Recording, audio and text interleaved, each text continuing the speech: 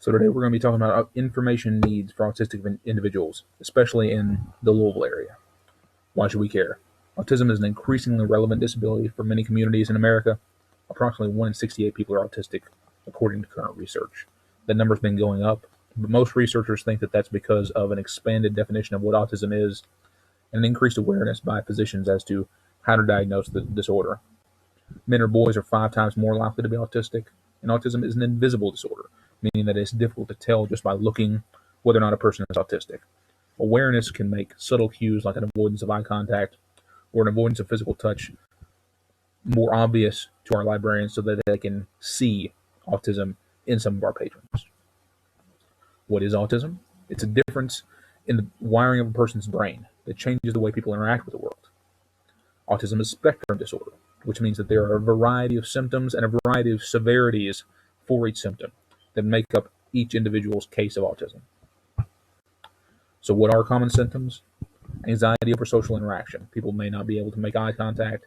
They may have trouble understanding the give and take of conversations, as in when it's their turn to talk. They have trouble communicating sometimes at all. They may have a device that talks for them. They may have a stutter or a speech impediment, or they may simply talk too slow or too fast. Sensory issues. A lot of autistics have either hypersensitivity or hyposensitivity, meaning they have an increased or decreased sensitivity to certain things like light or sound or touch. They may have synesthesia, which means that they confuse the senses. They may taste colors or feel music. Stimming is another common symptom of autism. It's a repetitive movement that autistics usually do. Most people think to calm down. If they're feeling stressed or anxious, they may flap their hands or spin around in a circle or other repetitive motions that help them deal with the stress that they're feeling at that time. Many have obsessive interests. They may be very interested in space or horses or the Hubble telescope or geology or volcanoes, any number of things, but they have a deep and almost religious interest, it seems, sometimes in these things. Many autistics have an adherence to routine.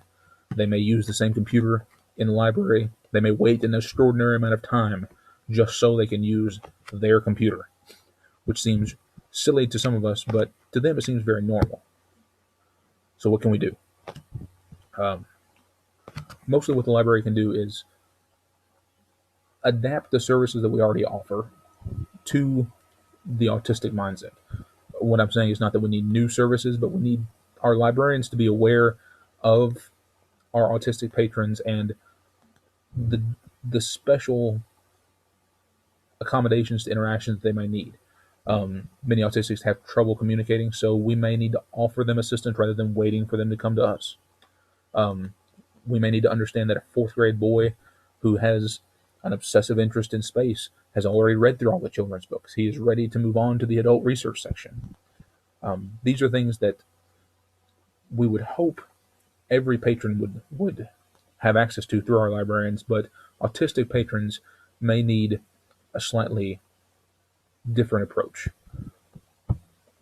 So why do we need your money? The biggest thing we need your money for is research. We don't know how many patrons we have currently who are autistic.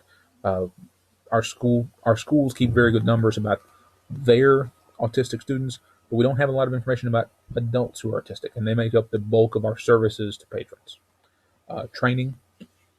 We will try to train our librarians to recognize the symptoms and train them to understand the autistic mindset to some degree. Train them to see how they can be more helpful to our autistic patrons. And adaptation. Adaptation doesn't consist of offering new services, but offering services that we already have in a way that makes autistics feel comfortable in the library. Make it a place of less stress and more enjoyment for them, hopefully. So I want to thank you for your support, which I hope that you will give.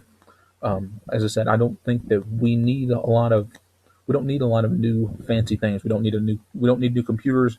We don't need a new building. What we need is awareness and acceptance of our autistic patrons. And I hope that your donations will help us do that.